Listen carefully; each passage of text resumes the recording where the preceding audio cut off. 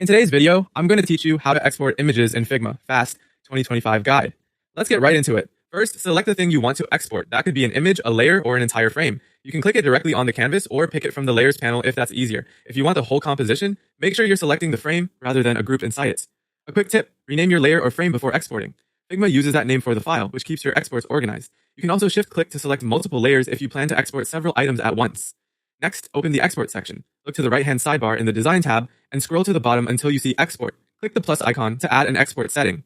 This tells Figma exactly how you want your file to be prepared, and you can add more than one setting if you need multiple formats or sizes.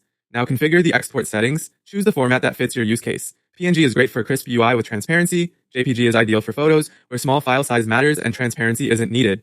SVG is best for icons, and vector shapes you want to keep scalable and editable. Set your scale to control resolution, 1x for standard, 2x or 3x for high-density displays. You can also type a custom scale if you need a specific size. For JPG, adjust the quality slider to balance clarity and file size. Keep in mind that transparency depends on your design. PNG will preserve transparency if your layer or frame doesn't have a solid background applied. When you're happy with the settings, click the Export button at the bottom of the panel. If you added multiple export settings, Figma will generate a separate file for each one.